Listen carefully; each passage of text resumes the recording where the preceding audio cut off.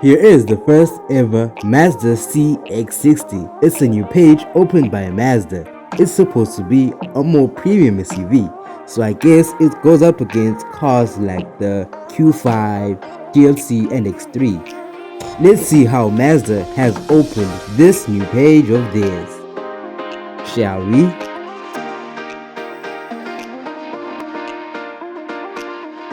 Price-wise, the Cx60 starts at this much, which really makes you wonder, what exactly makes it so expensive? Well, let's go through it. Up front, this new Cx60 shows presence and boldness. Just look at how the grille is shaped and how big the badge actually is. The only feature that doesn't look so confident would be the headlights, which look rather small.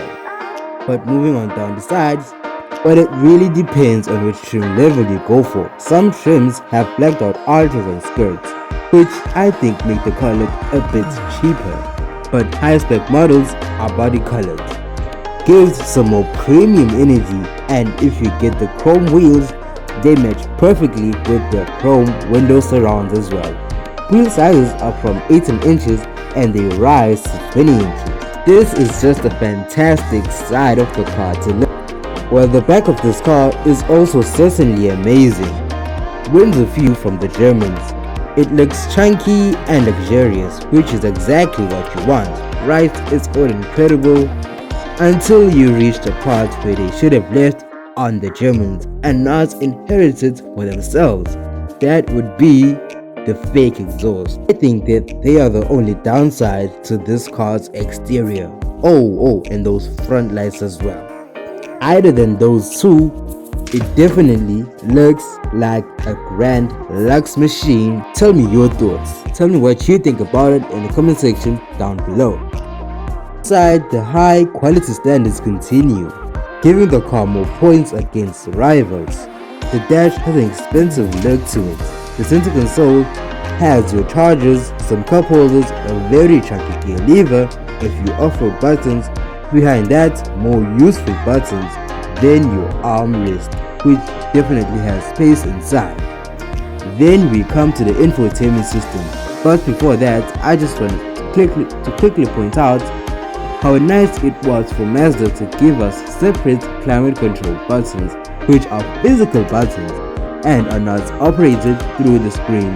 That was so nice of you guys, thanks a lot. Your work and creativity are highly appreciated. Now the screen. While it's a typical Mazda screen, the downside is that it's not a touchscreen. It's operated by this swivel wheel. Thankfully though, this car does have Android Auto and Apple CarPlay, which is wireless. And there's also a digital cluster. Plus, this car comes with an optional panoramic sunroof that extends all the way to the rear seats. There's also steering heating as standard in every trim level. There's also heated front seats as standard in every trim level too. The rear seat features optional rear seat heating package that will be on your center console, and below that you'll have 2 USB-C ports and a 3-pin plug. The armrest is so useful that it has exposed cup holders, but that's not a big deal. There's also Isofix anchors there as well. Just only 2 or 3 flaws here and there. For me personally, this car certainly does deserve your bucks. And if you've watched this video till this far, I urge you to please subscribe to the channel and ring the bell icon. Please also give this video a like. Moving on to the boot. The boot is a 570 litre boot. There are levers for the back seats to fold them down. There's also a tie down point in there as well, a 12-volt socket and a 3-pin plug. The first floor also has space to store your load cover. They also thought of that. Wow. Now we come to the engines. Well, there are only 2 available, with 3 different power outputs. All the cars are driven by 8-speed automatic gearbox. The first diesel has a 3.3 litre straight 6-cylinder with 200 horsepower that will drive the rear wheels, and another variant that has 253 horsepower that will drive all the 4 wheels. and another 2.5 liter 4-cylinder with an electric motor, giving a total of 327 horsepower.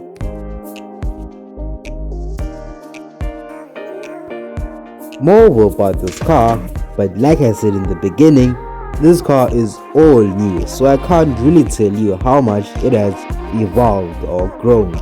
But what I can tell you is that you should look forward to these few features. Even though the Cx60 has fake exhaust which are hideous, at the front the air vents are fully real and do have smooth airflow down the sides of the car. Just like them Germans, this Mazda has all-around 360-degree camera to help you maneuver your big SUV safely and do not damage your very expensive wheels. And speaking of maneuvering, the turning circle on this car is better than the Germans. It is 10.8 meters. And I know I mentioned this one earlier, but this car has a 3-pin plug, like none of the Germans. 3-pin plug in the boots and another one on the rear seats. And another feature is the heated front seats and steering wheel, which is standard in every trim level. That's just fascinating. This car uses facial recognition to see the driver and automatically put the seats and everything to that person's prior settings, so no need for memory seats. In corners, the car automatically brakes the inner wheels to give you a more sportier drive, even though it's a Mazda, but some things are crucial, such as sporty driving. Now I've done my parts. This car is certainly amazing. It's the pick of the bunch, and now it's time for you to do yours. It's time for you to stay focused, stay on your grind, stay on your knees, and raise the funds to actually buy yourself this car. It's definitely worth it. Or maybe not this one, and maybe another one.